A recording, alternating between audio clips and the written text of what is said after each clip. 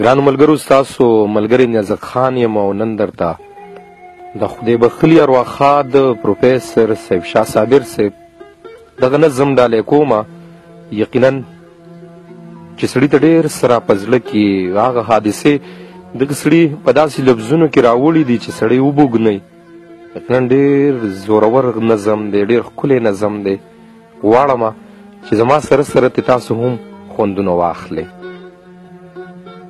صاحب شاه صابر صاحب په خپلو کتاب کې خوبونو کې دغه نظم لیکي او هغه څه په دا رنګ دی چې زه اوس هم کله کله د خپل عادته مجبور، د محبته مجبور په هغه لاره ځمه، هغه کوڅې ته ګورم، هغه کوڅه چې چېرې ستا د لیدو ځای و، د اوسېدو ځای و، ما ته جنت ښکارېدو، د ښایستونو جنت، د الفتونو جنت.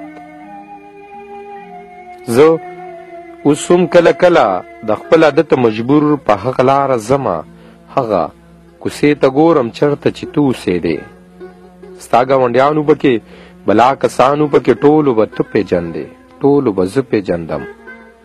زمونږ په زړه پوهېدل، ښځې نرخه پوهېدل، کله به یې ته څارلې، کله به یې زه څارلم. چا د دیوال له سره، چا د کوټې د بره، چا د خپل ورنه پناه، چا د ګوټ پیره په غلا پټ پټ څارلو مونږه، زارولو مونږه، خفه کولو مونږه، چا پویولو مونږه، خو مونږه نه پوهېدو. مونږه په څه پوهېدو؟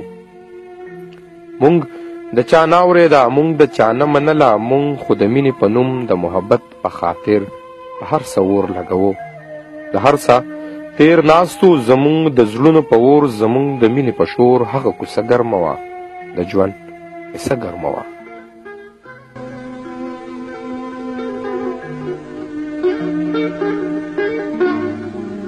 زه اوس هم کله کله له خپل عادته مجبور، چېرته چې زه درتلمه، چېرته چې تو اوسېدې، بلا کسانو پکې، وران ماشومانو پکې ټولو به ته پېژندې، ټولو به زه پېژندم. څوک اشنایانو زما، څوک دښمنانو زما، چا به زما په لیدو ماله ګلونه راوړل، د کشمالو ګلونه، ستا د کمسو ګلونه. چا به زما په لیدو ما ته حالونه ویل، زما او ستا حالونه. څوک په خپو له ما، څوک په غوسه و ما ته، چا به پټه پټه خلکو ته ووې زما، چا به په چغو سرو دنیا خبر کړه په ما، ورځ د محشر کړه په ما.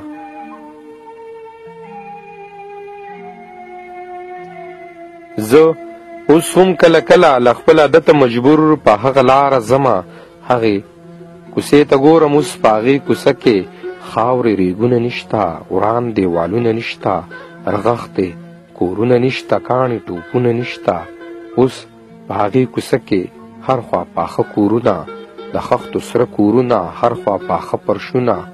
اوس د هغې کوڅې هغه مزه نشته دی، هغه چرچه نشته دی، هغه بې سره پیغلې، هغه غوت سره زلمي، هغه بېغمه واړه، هغه ساده ماشومان د شور و شره پاتې، د هنګامو وتې دي، د رنګینو وتې دي. هر څوک په ژوند کې ستړی، هر څوک د ژوند د ستړی، هر څوک په ژوند کې ستړی، نه زندګي پیژني، نه رنګیني پیژني، نه پسرلي پیژني، نه لیوني پیژني. دا په دوی څه شوي دي، دا په دوی څه شوي دي، حالات سنګین صحیح هو، داسې سنګین خو نه دي، دومره غمګین خو نه دي چې د سړي له سترګو خوبونه وتښتوي، د خپل ماضي یادونه، د مستقبل خوبونه، د مستقبل خوبونه.